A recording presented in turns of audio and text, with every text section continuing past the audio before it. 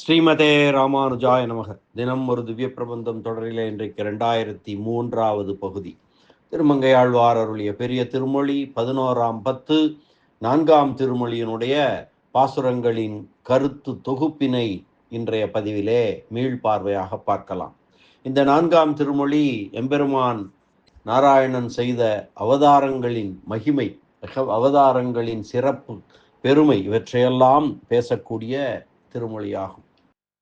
பரித்ராணாய சாதுனாம் விநாசாய துஷ்கிருதம் தர்ம சம்ஸ்தாபனார்த்தாய சம்பவாமி UK UK என்று பகவத்கீதையிலே கண்ணன் அருளி செய்திருக்கிறான்.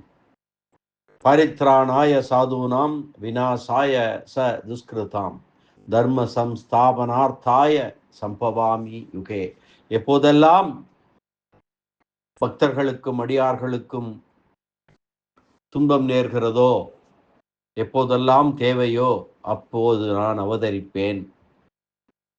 அடியார்களை பாதுகாப்பதற்கும் தீயோர்களை அழிப்பதற்கும் அறநெறியை நிலைநாட்டுவதற்கும் இந்த பூமியில் அடிக்கடி அவதாரங்கள் செய்வேன் என்பது இதன் பொருள்.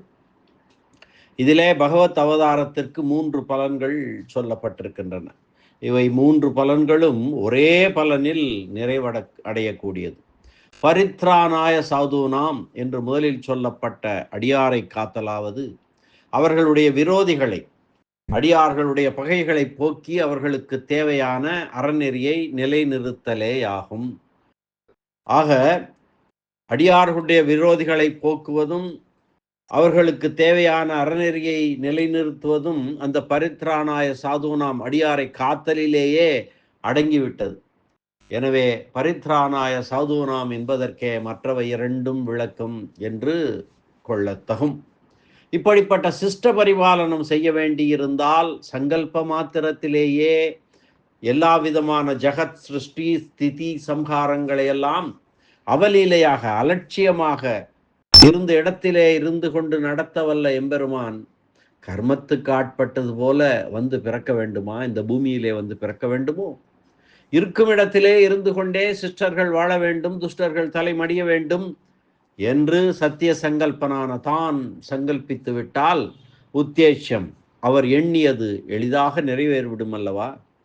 என்னின்ற யோனியுமாய் பிறந்தாய் என்று நம்மாழ்வார் சொல்லுகிறபடியே பல பல யோனிகளிலே வந்து பிறக்க வேண்டுமோ என்ற சந்தேகம் எழலாம். திருவாய்மொழி 3:1-9 என்ற பாசுரத்திலே, அதாவது மழுங்காத வைநுதிய சக்கர நல் வலத்தையாய் தொழும் காதல் களிறு அளிப்பான் புள்ளூர்ந்து தோன்றினையே மழுங்காத ஞானமே படையாக மலருலகில் தொழும் பாயார்க்கு அளித்தால் உன் சுடர்ச்சோதி மறையாதே என்று இந்த சந்தேகத்திற்கு பதில் உணர்த்தப்பட்டிருக்கிறது. அதாவது சங்கல்ப மாத்திரத்திலே எம்பெருமான் நினைத்தவுடனே எம்பெருமான் சிஷ்ட பரிபாலனம் செய்யும் போது அடியார்களுக்கும் திருப்தி பிறக்காது, எம்பெருமானுக்கும் திருப்தி பிறக்காது. துஷ்டர்கள் மடிய வேண்டும், தர்ம மார்க்கம் தழைக்க வேண்டும் என்பது மட்டுமே அடியார்களின் விருப்பம் அல்ல. கூறார் ஆழி வெண்சங்கேந்தி கொடியேன் பால் வாராய் என்றும் தாமரை நீழ்வாசத் தடம்போல் வருவானே ஒரு நாள் காண வாராயே என்றும் கொம்மை முலைகள் இடர்தீர கோவிந்தர்கோர் குற்றேவல் இம்மை பிறவி செய்யாதே இனிப்போய் செய்யும் தவந்தானென் செம்மையுடைய திருமார்பில் சேர்த்தானேலும் ஒரு ஞான்று மெய்மை சொல்லி முகம் நோக்கி விடைதான் தருமேல் மிக நன்றே என்று நாச்சியார் திருமொழியிலே ஆண்டாள் நாச்சியார் சொல்வது போல கதறுகின்ற அடியார்களின் விருப்பம் சங்கல்பத்தினால் நிறைவேற்றப்படக்கூடியதோ? ஆண்களையும் பெண்ணுடை உடுத்தச் செய்ய வல்ல வடிவழகை காண ஆசைப்பட்டவர்க்கு சங்கல்பம் என்ன செய்யும்? மீனமர் பொய்கை நாள்மலர் கொய்வான் வேட்கையினோடு சென்றிழிந்த கானமர் வேளம் கையெடுத்து நாராயணாவோ மணிவண்ணா நாகனையாய் வாராய் என் இடர்நிக்காய் என்று கதறியது. கஜேந்திரன் முதலையின் வாயில் அகப்பட்ட துன்பத்தை நீக்க வேண்டும் என்பதற்காகவா அந்த கஜேந்திரன் அலறினான்? இல்லையே. மிக வருந்தி பறிக்கப்பட்ட அந்த பூவை, அந்த அற்புதமான தாமரை பூவை எம்பெருமானுடைய திருவடிகளிலே சமர்ப்பிக்க முடியாமல் இருக்கிறதே என்ற துயரத்தால் அல்லவா கஜேந்திர ஆழ்வானுக்கு என்ற துயர் அல்லவா கஜேந்திர ஆழ்வானுக்கு தோன்றியது. இது சங்கல்பத்தினால் நீக்கக்கூடிய துயர் அல்லவே. இனி எம்பெருமானுடைய சுவாபத்தை பார்த்தாலும் அவன் நேரே எழுந்தருளி முகம் காட்டி ரட்சித்தால் அல்லது திருப்தி பெறாத சுவாபம் உடையவனாயிருக்கிறான். அவன் மிக பெருஞ்சபை நடுவே மகாபாரதத்திலே பாரதம் நடந்த போது துச்சாதனால் அவமானப்படுத்தப்பட்ட திரௌபதி கோவிந்த புண்டரீகாட்ச ரக்ஷமாம் சரணாகதம் என்று கூறிய உடனே புடவை சுரக்கும்படியாக அருள் செய்து அவளுடைய விருப்பத்தை நிறைவேற்றி இருந்தாலும் கூட அந்தோ முகம் காட்டி மகிழ்விக்க பெற்றுள்ளோமே, அவளுக்கு நம்முடைய திருநாமம் காரியம் செய்ததே அன்றி நாம் நேர் நின்று உதவி செய்ய பெற்றிலோமே என்று திருவுள்ளம் புண்பட்டு தன்னுடைய சோதிக்கு எழுந்தருளும் போதும் இது ஒரு பெரிய மனக்குறையாகவே இருந்ததல்லவா. ஆக இப்படி சரணாகதர்களின் திருப்திக்காகவும் தன்னுடைய திருப்திக்காகவும் அவதாரங்கள் செய்ய வேண்டுவது எம்பெருமானுக்கு அவசியமாயிற்று. ஆகையாலே மீனோடு ஆமை கேளல் அரிகுரலாய் முன்னும் ராமனாய் தானாய் பின்னும் ராமனாய் தாமோதரனாய் கல்கியும் ஆனான் என்று திருமங்கையாழ்வார் ஏற்கனவே 8 திருமொழியின் 10வது பாசுரத்திலே சொன்னபடியே பல திரு அவதாரங்கள் நிகழ்ந்தன. மீனோடு ஆமை கேளல் அரி குரலாய் முன்னும் ராமனாய் பின்னும் ராமனாய் தானாய் பின்னும் ராமனாய் தாமோதரனாய் கல்கியும் ஆனான். கார்முகில் வண்ணரை கண்களால் காணலாம்கொலோ என்றும் நைந்து உடலம் துயின்றால் இனி நமக்கு நல்லதே என்றும் இந்த ஆழ்வார் வெறுப்பினை வெளிப்படுத்த எம்பெருமான் நமக்குள்ள வெறுப்பு உமக்குண்டோ, உம்மை கருதி நாம் பிறந்த பிறப்புகளை நீர் அறியீரோ என்று கூற பரித்ரானாய சாதுனாம் நல்லோரை பாதுகாக்க என்கிறபடியே பிறப்பில்லா பெருமான் நமக்காக வந்து பிறப்பெடுத்துள்ளான் என்று மகிழ்ந்தவராய் அவனை புகழாக அடைய முயல்வாயாக என்று தன் நெஞ்சினை நோக்கி அருளி செய்கிறார்.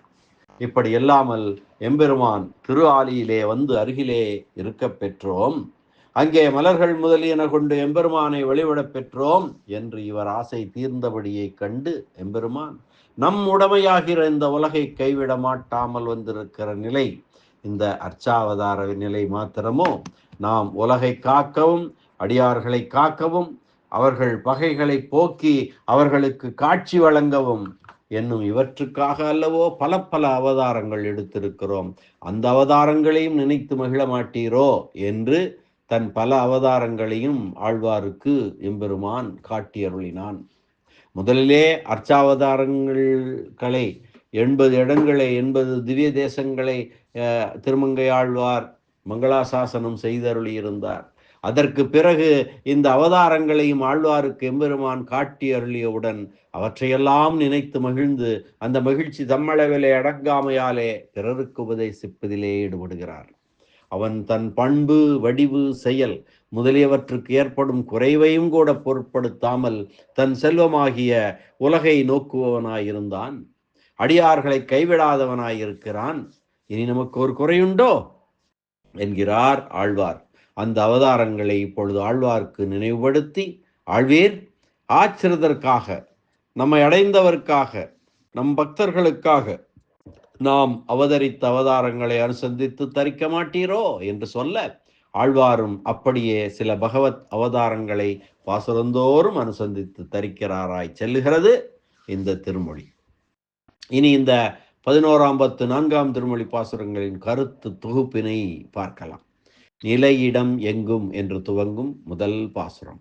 என் நெஞ்சமே, நிலைத்து நிற்க ஓரிடமும் இல்லாமல் மகா பிரளய பெருவெள்ளமானது மேல் உலகத்தவருடைய செழிப்பான இடங்களையும் மூடிய அளவில் தேவர்கள் அஞ்சி நடுங்கி எங்களுக்கு தலைவணங்கி யாசிக்க உன் திருவடி தவிர வேறு புகலிடமில்லை என்று விண்ணப்பம் செய்து எம்பெருமானை வணங்க அந்த அளவிலே உங்களுக்கு நான் பாதுகாப்பாகின்றேன் என்று கொண்ட கருணையினால் அவர்களுக்கு நிலைத்த இடம் தருவதற்காக கடல் நீர் குழம்பாகும்படி தன் கீழ் வயிற்றிலே அலை எரியும்படியாகவும் அகன்ற வானத்திலே பிரம்மன் முதலியோருடைய குடியிருப்பிலே சத்தியலோகம் வரை சென்று அலையோடி வீசும்படியாகவும் தன் திருமுதுகிலே மலைகளை ஏறிட்டு கொண்டு வருகிற மத்ஸ்ய வடிவான திருமாலை ஒரு காலும் மறவாமல் வணங்குவாயாக என்று தன் நெஞ்சத்துக்கு அறிவுறுத்துகிறார்.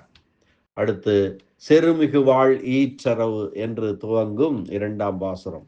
வலிமை மிக்கதாய் ஒளி பொருந்தியதான பற்களையுடைய வாசுகி நாகத்தை கடைகயிறாகச் சுற்றி திக்குகளிலும் பூமிகளிலும் மேலுலகங்களிலும் உள்ள அனைவரும் ஒன்றாக அஞ்சி நெடுங்கும்படியாக பார்க்கடல் குழம்பாகும்படியாக தேவர்கள் நின்று கடைவதற்கு பாங்காக பெரியதொரு மந்தரமலையானது தன் முதுகிலே பரம்பி நின்று சுழலும்படியாக அந்த மலையின் கீழே கிடந்து பெரியதோர் மலை சாய்ந்து கிடப்பது போன்று சாய்ந்து கிடந்த வலிமை கொண்ட ஆமை வடிவான எம்பெருமான் நமக்கு ஒப்பற்ற இரட்சகன் ஆவான்.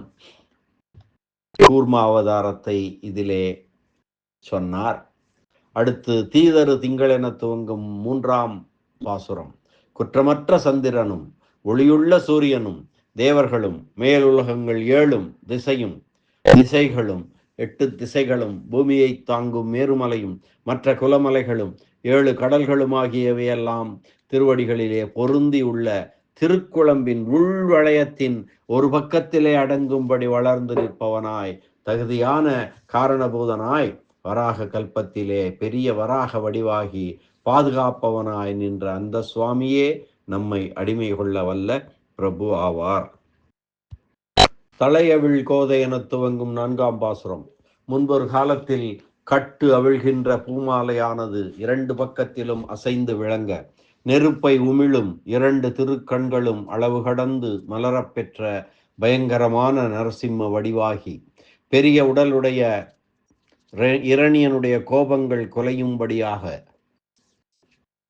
வளைந்த திருநகங்களை உடையவனாகி வலிமையோடு கூடி துவேஷத்தையும் உடையவனான இந்த இரணியனது உடலை ஒரு பொருட்டாக நினைக்காமல் நெருங்கி ஒரு திருநகத்தாலே 2 பிளவாகும்படி செய்ததனால் உண்டான இரத்த மடுவானது இந்த உலகத்தையெல்லாம் வியாபிக்கின்ற பிரளய பெருவெள்ளத்தை காட்டிலும் 3 மடங்கு பெரிதாக இருந்தது. அடுத்து 5ஆம் பாசுரம் வெந்திரல் வாணன் என்று துவங்குகிறது. கொடிய வலிமையுடைய மாவலியின் யாக பூமியிலே அழகிய வாமனமூர்த்தியாக எழுந்தருளி இவன் உண்மையான யாசகன் என்று மாவலி தெரிந்து கொள்ளும்படியாக நல்ல அனுஷ்டானங்களில் உபயோகப்படுகின்ற வேதத்தை நாவினால் உச்சரிக்கின்ற முனிவரை போலே நின்று மூவடி நிலத்தை யாசித்து பெற்ற உடனே திருவிக்கிரமனாக வளர்ந்து வானத்திற்கு மேலே போய் அளாவி சந்திரன் நின்று தொழும்படியாகவும் நான்முக கடவுள் பிரம்மன் சத்தியலோகத்திற்கு வந்த எம்பெருமானின் திருவடிகளை வணங்கும்படியாகவும் வளர்ந்து செல்வதாய் மேலுலகங்கள் 7 செல்லும்படி நடத்த பெற்ற அந்த திருவடியானது நம்மை பாதுகாக்க கடவது. அடுத்த 6ஆம் பாசுரம் இருநில மன்னர் என்று துவங்கக்கூடியது.